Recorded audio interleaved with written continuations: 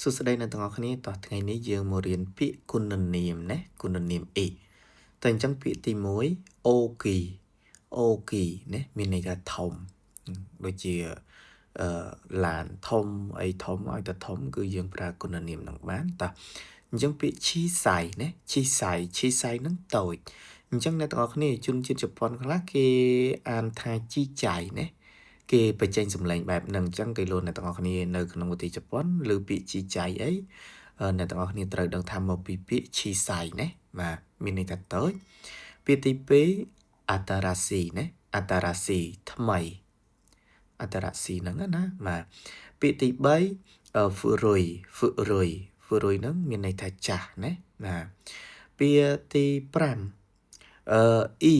ឬក៏យ៉យអ្នកទាំងអស់គ្នាអក្សរខាន់ជីហ្នឹងគឺយើងអានបានអ៊ីផងយ៉យផងណាអញ្ចឹងមានន័យថាល្អដូចគ្នាអញ្ចឹងយើងអាចប្រើពាក្យមួយណាក៏បានដែរនៅក្នុងប្រភេទគុណនាមហ្នឹងណាបាទអញ្ចឹងរាល់គុណនាមទាំងអស់ដូចអ្នកទាំងអស់គ្នាបានរៀនវិជ្ជាកររួចហើយគឺយើងបូកជាមួយនឹងនាមគឺយើងអាចប្រើបានហើយដូចជាអូគីគ្រឿងម៉ាក់អញ្ចឹងទៅឡានធំអញ្ចឹងទៅអាតារ៉ាស៊ីគ្រឿងម៉ាក់ឡានថ្មីអញ្ចឹងទៅហ្វូរុយគ្រឿងម៉ាក់ឡានចាស់អ៊ីគ្រឿងម៉ាក់ឡានល្អអញ្ចឹងទៅអញ្ចឹងគ្រឿងម៉ាក់ហ្នឹងនាមណាឡានមានន័យថានាមជានាមមិនឡានមានន័យថានាមឡានហ្នឹងជានាមអញ្ចឹងអ្នកទាំងអស់គ្នាអាចបូកបានយ៉ាងងាយស្រួលតាក់ទងទៅនឹងគុណនាមណាបាទតោះអញ្ចឹងអ្នកទាំងអស់គ្នាយើងចូលដល់ពាក្យរបស់យើងបន្តទៀតគឺយើងអានថាវរុយណាវរុយមានន័យថាអាក្រក់ដូចអ្នកទាំងអស់គ្នាចង់បង្កើតប្រយោគវរុយហេតូមនុស្សអាក្រក់មនុស្សមិនល្អណាក៏បានដែរហើយពាក្យអាសុយពាក្យទី2ហ្នឹងគឺយើងអានថាអសុយណាអាសុយហ្នឹងក្តៅតែគេប្រើតាក់ទងទៅនឹងអាកាសធាតុណាថ្ងៃហ្នឹងក្តៅ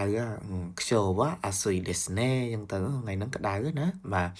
អញ្ចឹងគឺតាក់ទងទៅនឹងអាកាសធាតុណាបាទអញ្ចឹងពាក្យទី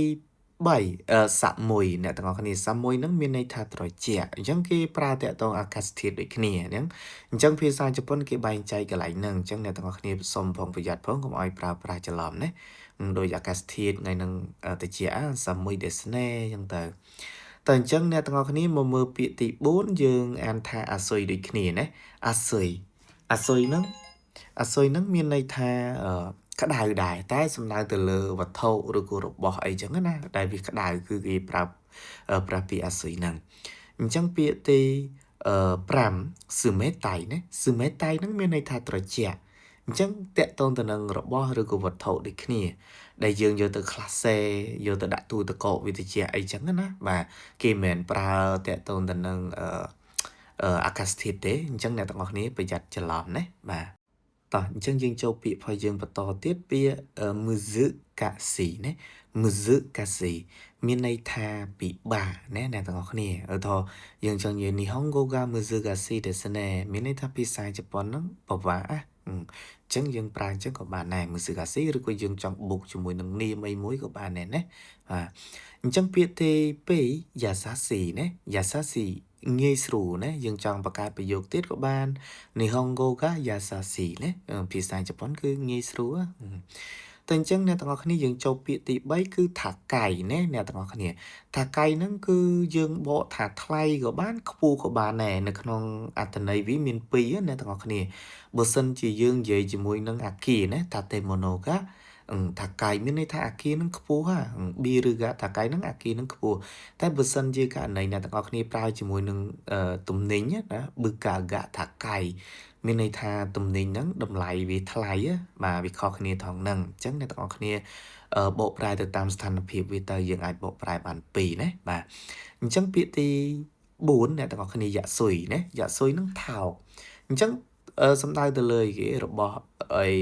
តម្លៃទំនិញថោកអីក៏យើងប្រើបានដែរប៊ឺកាយ៉ាស៊ុយអញ្ចឹងទៅតម្លៃទំនិញថោកអញ្ចឹងទៅយ៉ាស៊ុយហ្នឹងណាបាទអញ្ចឹងពាក្យទី5អ្នកទាំងអស់គ្នាហ៊ីគុយណាហ៊ីគុយហ្នឹងទៀបណា